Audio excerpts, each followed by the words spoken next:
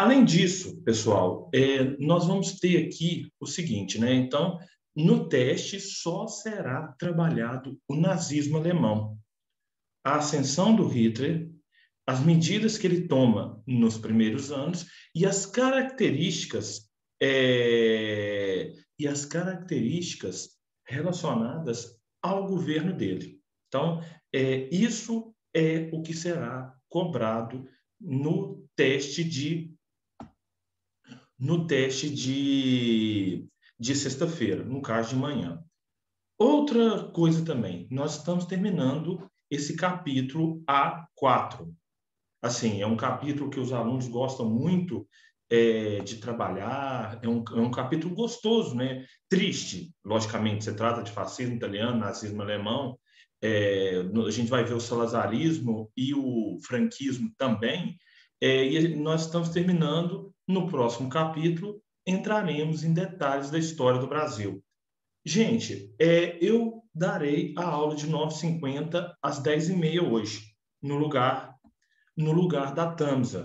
A Karine me mandou um recado hoje cedo pedindo para que eu substituísse a Tamsa. Eu peço a vocês, na próxima aula, que vocês estejam com a apostila em mãos, que nós vamos fazer aquele processo, né? Eu dou a aula, explico o capítulo e depois a gente volta na apostila para ler os textos complementares. Então, dados esses recados, vamos começar para um compartilhamento de tela. Bom dia, Ana. Vamos. E hoje eu vou passar um videozinho também falando sobre futebol e história. Ai, meu Deus, futebol, nem me lembro dessa parte da minha vida. Tristeza, só amargura atrás de amargura. Bom, vamos começar aqui pelo seguinte. Quarta-feira negra. Deixa eu... Vamos começar, então, pelo seguinte. Então, nós vimos o fascismo italiano e o nazismo alemão, que foram os dois regimes, até podemos dizer assim, totalitários. Na aula de hoje, nós vamos trabalhar com aspectos relacionados a dois regimes mais secundários, entretanto, ainda assim, ditatoriais. Lá venho. Lá vem. Pois é, triste demais. Bem por aí. Nem fala, Matheus. Deus eterno. Eu já vejo a luz no fim do túnel. Um trem que vai vir para cima e destruir todo aquele time. Bom, mas voltando aqui, salazarismo em Portugal e franquismo na Espanha. Este é o nome dado às ditaduras influenciadas pelo nazismo alemão e pelo fascismo italiano. São um pouco menos estudadas, mas também são importantes.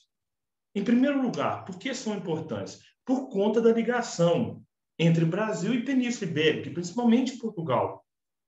Depois que o Brasil se torna independente de Portugal, nos manuais didáticos, é como se a história portuguesa sumisse da história geral. Contudo, não, o Brasil ainda continua fortemente ligado a Portugal. Continua fortemente ligado por laços culturais, laços políticos, laços históricos, e, inclusive, a ditadura portuguesa influencia o Estado Novo de Getúlio Vargas no Brasil.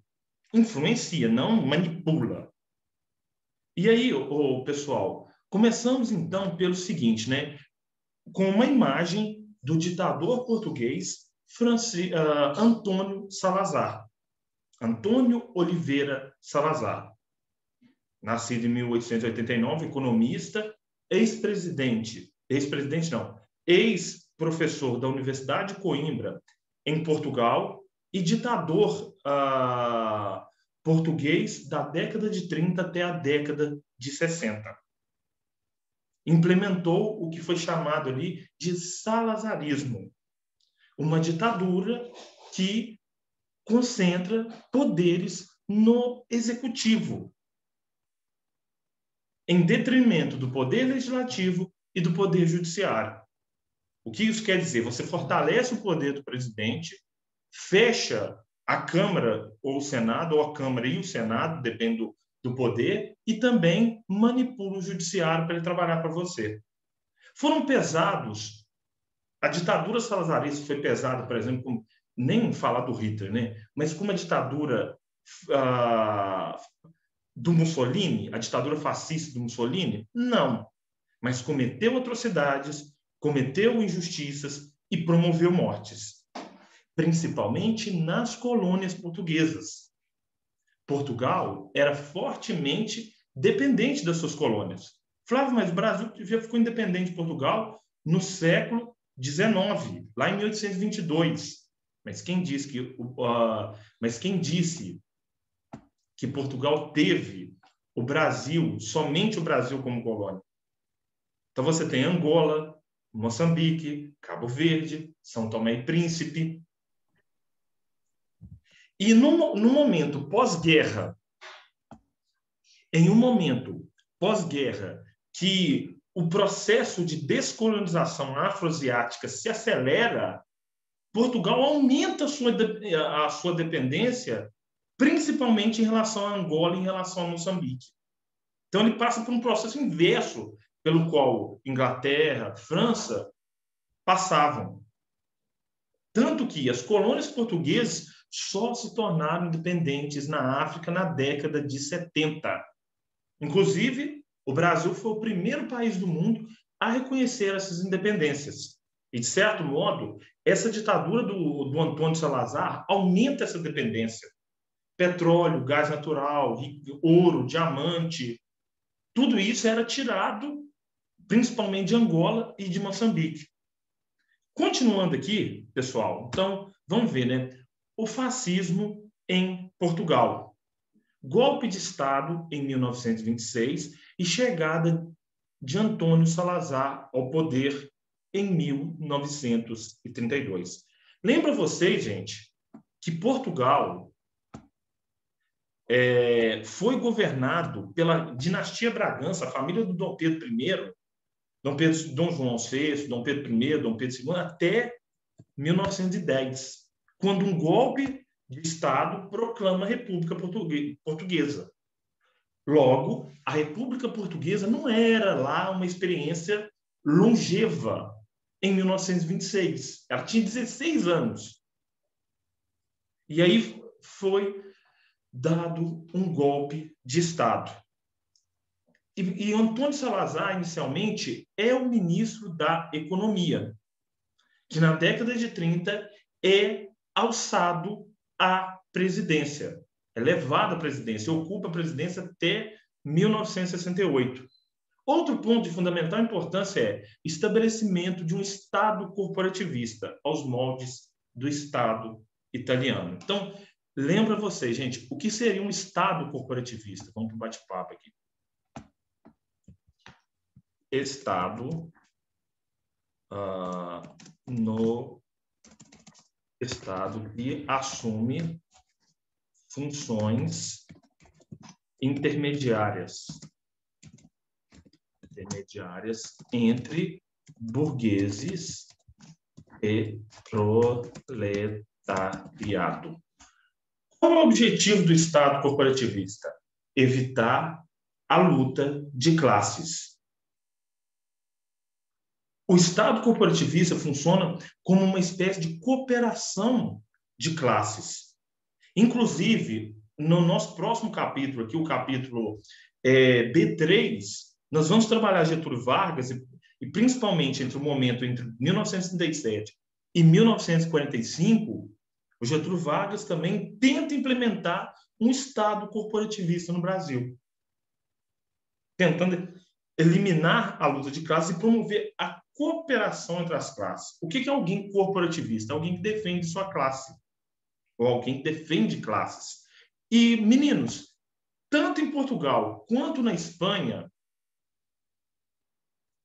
a Igreja Católica foi fundamental para a expansão desses regimes ditatoriais. Logo, apoio da elite portuguesa, da Igreja Católica, com repúdio ao comunismo e formação da União Nacional, associação de vários partidos que mantinham o Salazar no poder. Uma diferença, por exemplo, do fascismo italiano. O fascismo italiano e o nazismo alemão, eles eram unipartidários.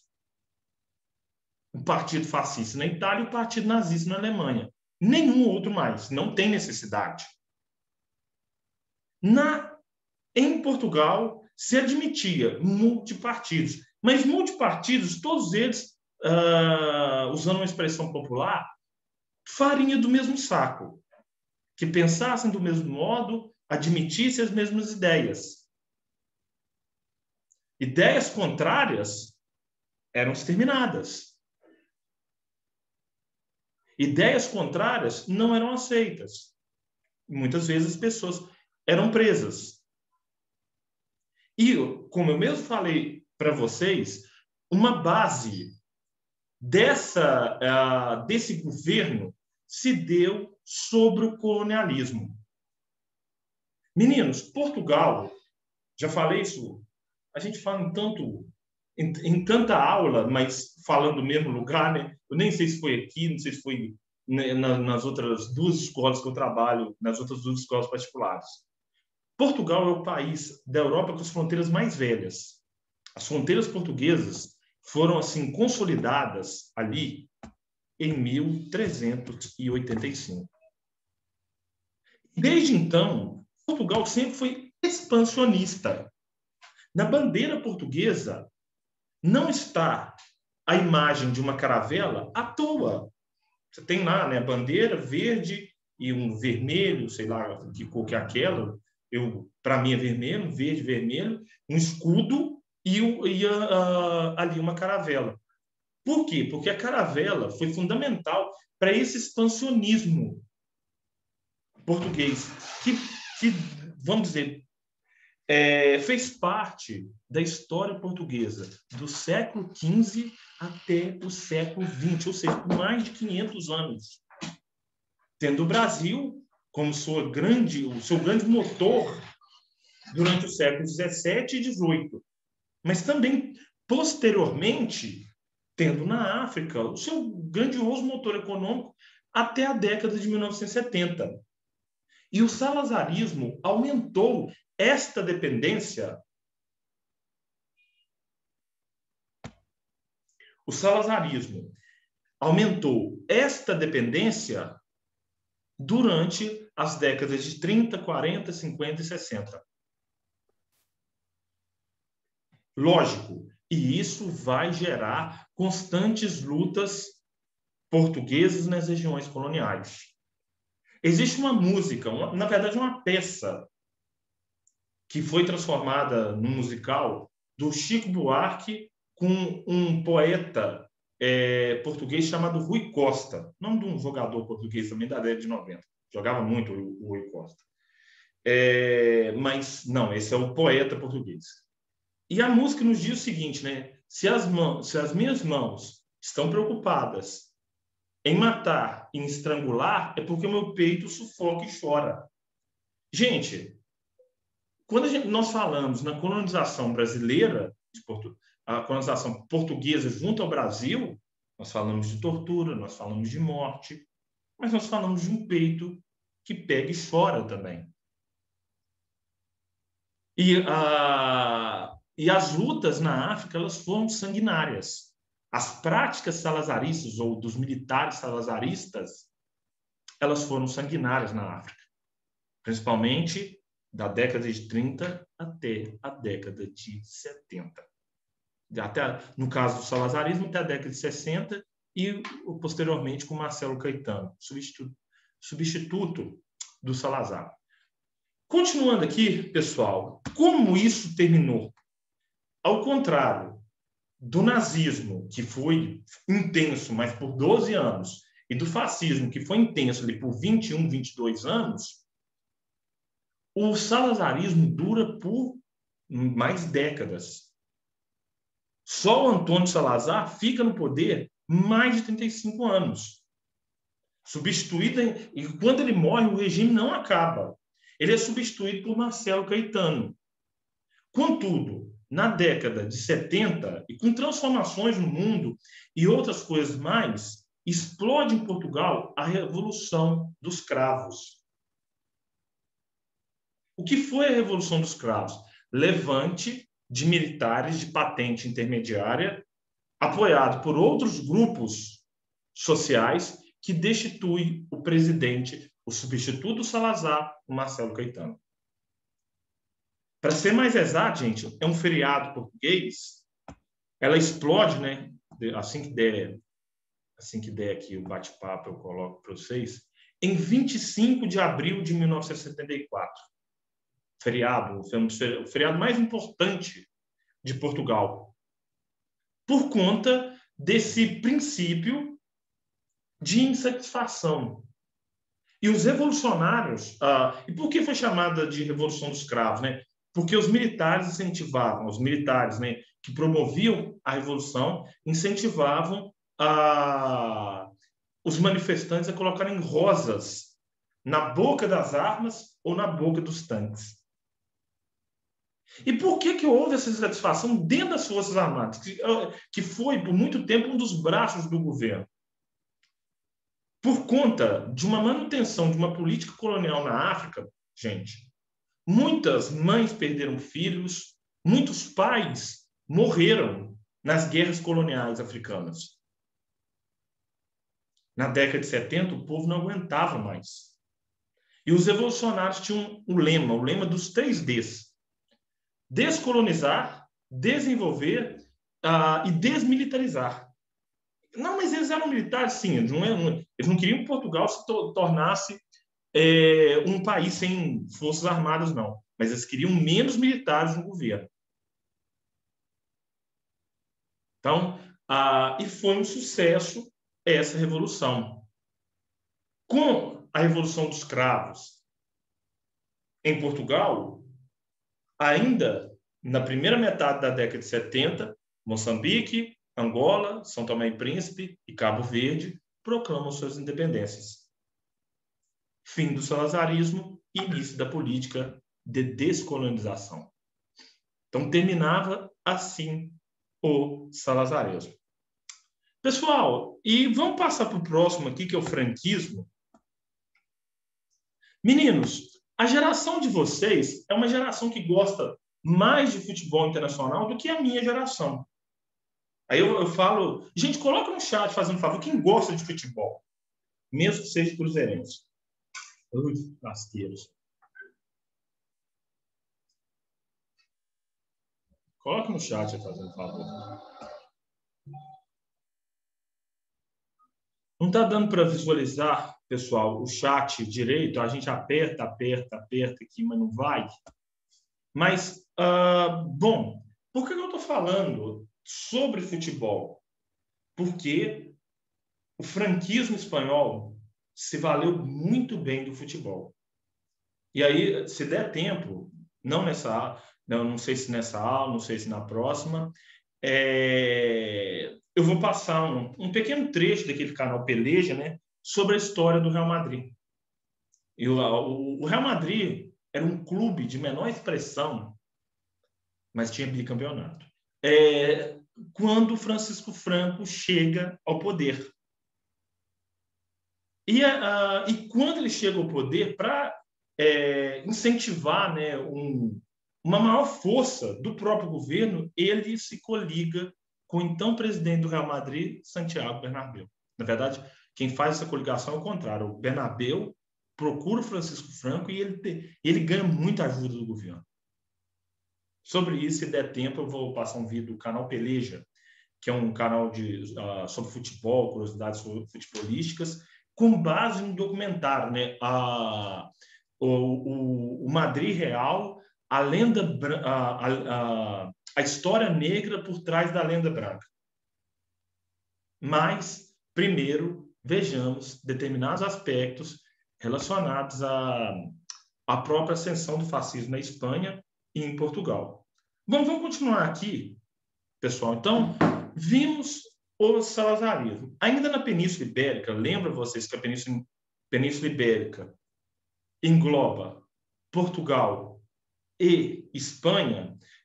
Vamos ver o franquismo na Espanha. E aí, pessoal, a gente tem, né, a ascensão do fascismo na Espanha e a Guerra Civil Espanhola. Na verdade, nós trataremos da Segunda Guerra Civil Espanhola. A Primeira Guerra Civil Espanhola acontece entre monarquistas e liberais lá na década de 1830. Curiosamente, 100 anos, um século antes dessa mais famosa Guerra Civil Espanhola. E qual é o cenário de antecedentes dessa guerra? Crescimento da esquerda junto às classes populares entre 1931 e 1936. A esquerda ganha eleições consecutivas na década de 20 e na década de 30. E a esquerda de uma vertente comunista mesmo. Não é uma vertente social-liberal, social-democrata. Não, eu estou falando aqui de comunistas. Chegam ao poder e começa uma feroz resistência. Mas, lembrando, os comunistas chegaram ao poder. E, naquele contexto, eles são chamados de republicanos. Os republicanos englobam um grupo formado por anarquistas, formado por comunistas e formado por anarco-sindicalistas, contra forças conservadoras, que naquele momento, na década de 30, serão chamados de franquistas. Quem eram os franquistas? A elite econômica, os monarquistas, os membros da igreja e até mesmo os fascistas. Começa a Guerra Civil Espanhola quando os franquistas não reconhecem a vitória dos republicanos na eleição de 1936. Francisco Franco, que então estava no Marrocos, começa a comandar uma resistência do próprio Marrocos para o sul da Espanha. E lembrando, gente, assim também como Portugal ainda tinha colônias na África. A Espanha passou por um processo de empobrecimento muito grande no século XIX. Ela perdeu quase todo o continente americano nos processos de independência, sobrando apenas Cuba e Porto Rico, que ela também perdeu no final do século.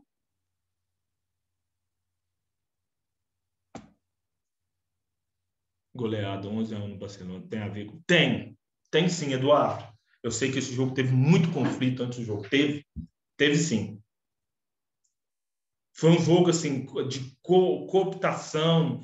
O Eduardo me perguntou aqui, né? Parei de ver depressão aqui. A Júlia, gosto muito. Gente, agora que eu consegui visualizar o chat de vocês, viu? Eduardo gosta, Matheus também gosta.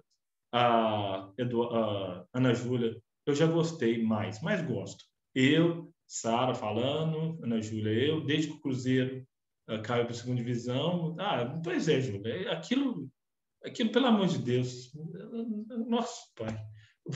Bom, mas vamos voltar aqui. Eu gosto muito da história do futebol europeu, que está ligada a uma história política. E, gente, só para vocês terem uma ideia, o nome real foi acrescentado ao Madrid a pedido do Francisco Franco. Ele pediu. E o então presidente Santiago Bernabéu atende um pedido do generalíssimo, assim era chamado, o ditador da Espanha. Mas vamos, daqui a pouco eu passo um videozinho falando sobre a história, parte da história do Real Madrid, essa história meio macabra, vamos dizer assim, né? Teve uma coisa também que pediu o rei, eu acho, para usar o nome Real Madrid. Sim. Depois que a monarquia é reinstaurada. Lembrando, gente, que aqui nós estamos falando de um regime de cunho fascista, que concentrava poderes nas mãos do executivo. E, gente, voltando aqui à Guerra Civil Espanhola, ela foi chamada de ensaio para a Segunda Guerra Mundial. Por quê? Porque ela colocou em lados opostos por dois motivos. Primeiro, ela coloca em lados opostos comunistas versus... Ela coloca aqui comunistas versus nazi-fascistas. Bom, essas forças estão lutando. Foi feito um acordo entre Itália, Alemanha, União Soviética, França e Inglaterra de não se envolverem diretamente no conflito. Meninos, pelo que eu falei do Hitler, vocês acham que ele deixou de se envolver nesse conflito? Coloca no chat para mim, fazer um papo. Você acha? Você acha que ele deu a palavra dele que não ia envolver no conflito? Você acha que deixou de se envolver no conflito? Claro, perfeito, Júlia. Claro que ele foi. Exato. Gente, e aí a União Soviética, a França e a Inglaterra não mandaram tropas. Melhor dizendo, a União Soviética mandou até alguma coisa. Agora, a França e a Inglaterra, não. E o curioso, que os armador de confusão igual ele era, perfeito, Matheus. Exato, né? Mas agora, o Hitler e o Mussolini, esses mandaram armamento, mandaram soldados, fizeram da Guerra Civil Espanhola um laboratório de testes. Triste, gente, triste. E o curioso, os republicanos contaram com pessoas de 49 nacionalidades, inclusive brasileiros lutaram nessa Guerra Civil Espanhola, do lado dos comunistas. Mas só que era aquela coisa mais espalhada.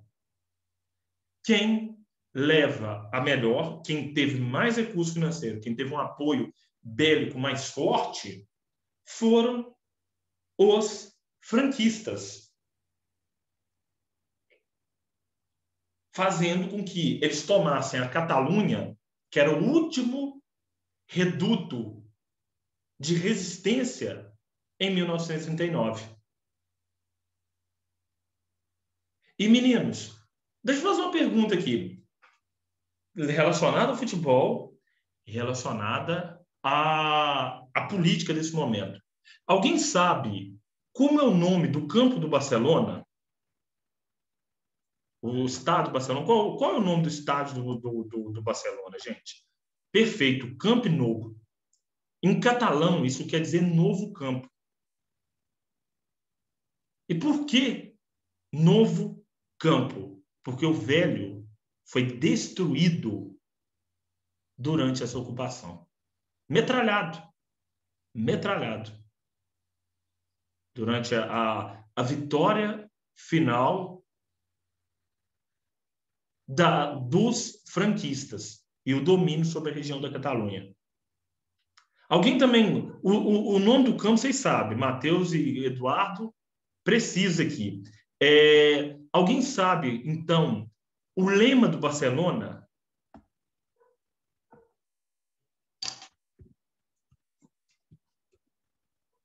Perfeito, Eduardo. Exatamente. Mais que um clube.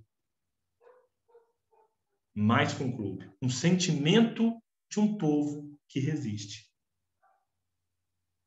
Louco, né? Louco. Mais que um clube. Principalmente, gente, depois que o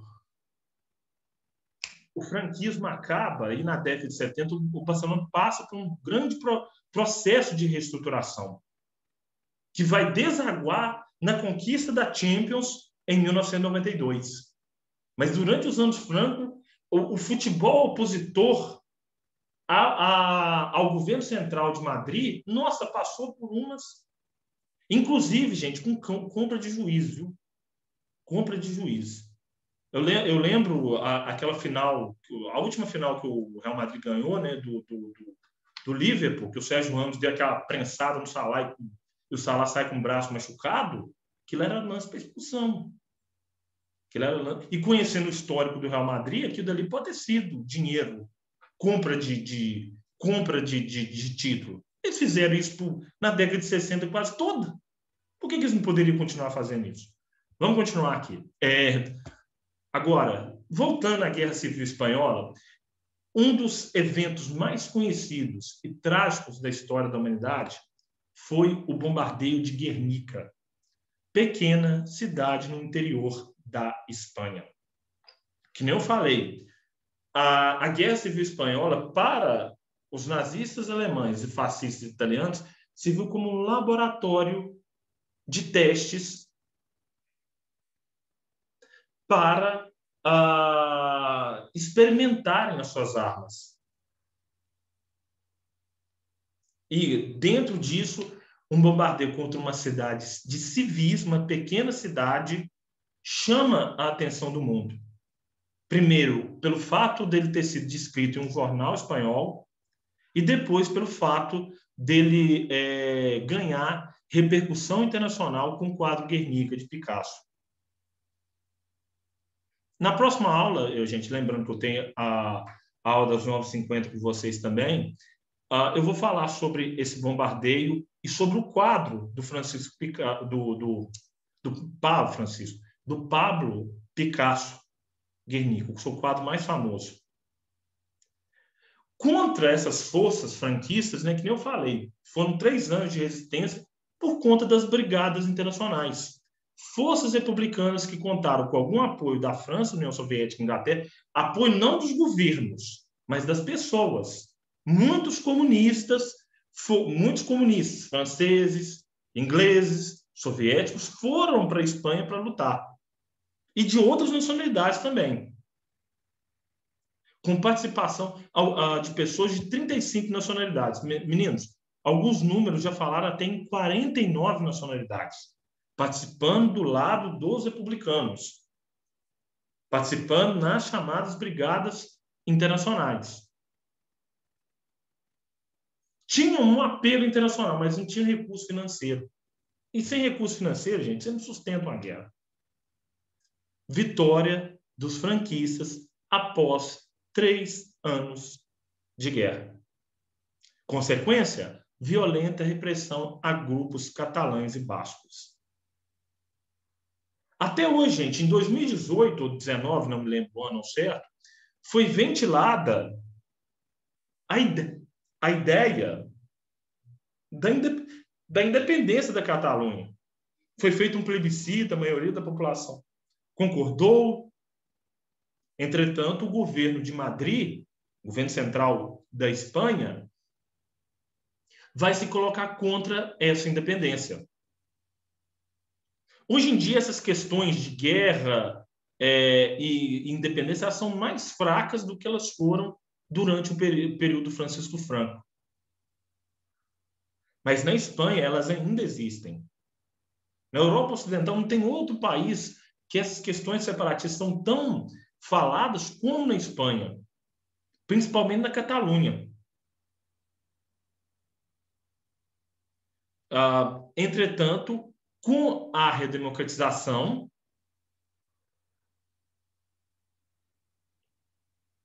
essas questões essas lutas pró-independência, elas diminuíram muito. Francisco Franco governou de 1939 a 1975 e somente por sua morte é que foi restabelecida uma democratização na Espanha. Então, e para terminarmos essa aula, gente, nós temos aqui, né, a Dolores Ibárruri. Quem foi Dolores Ibárruri? Foi a líder dos republicanos. Ela era chamada de La Passadeira. Por quê? Foi o lema dela, né? Fascistas, nazistas, entre outros, não passarão. Madrid não é de vocês. Madrid é do povo. Ela dizia. Morreu em 1989. E outro símbolo dessa guerra, o quadro Guernica, de Picasso. Flávio, isso é um quadro idiota, não sei o quê. Muito pelo contrário, meu caro. Vou tentar explicar para você. Bom, pegue ele da esquerda para a direita e visualize comigo. Perto do touro, nós temos aqui um bicho que não dá para identificar, mas é uma pomba. Flávio, como é que você identifica que é uma pomba? Não, eu já li a respeito, por isso que eu identifiquei com a pomba. Do lado da pomba, nós temos o touro. Touro que simboliza a Espanha. Quando se fala em Espanha, se fala em touradas, é um marco da cultura espanhola. Abaixo do touro, nós temos uma mãe desesperada com o filho no braço, o filho morto. Abaixo da mãe, nós temos uma pessoa despedaçada pelo horror da guerra. Então, né, uma mão, a mão dela para o alto está aqui simbolizando a sua derrota e na outra mão, apesar de destruída, ela ainda segura a espada, que significa a luta continua. Passando aqui para mais à direita um pouco, nós temos, né, uma pessoa em tensão. Essa pessoa que está com a perna estendida, né, pegando aqui a perna dela, da cabeça aos braços, ela está tensionada pelo horror da guerra. Essa outra aqui, com mãos para o alto, é uma referência que o Pablo Picasso faz a um quadro chamado Execução de 3 de Maio, de Francisco de Goya, pintor que retratou muito bem um outro momento de tensão que os espanhóis vivenciaram. Qual foi esse outro momento de tensão? As invasões napoleônicas. Então, é o quadro do Pablo Picasso citando o quadro Execuções de 3 de Maio, de Francisco de Goya. E no quadro, né, mostra um espanhol sendo alvejado por tropas napoleônicas e ele está com as mãos para o alto, como esse personagem aqui. Essa espécie, sei lá o que, dessa cabeça com boca aberta e olhos, são os fantasmas, são os mortos, representando os mortos inocentes da guerra. E ao centro nós temos a luz, que simboliza, apesar daquele horror, apesar daquela dificuldade toda, que aquela situação seria vencida. Bom, vamos interromper o compartilhamento e vamos para uma chamada básica. Vamos lá. Ademar, Alice. Presente. Alice Vieira. Ana Júlia. Presente. André.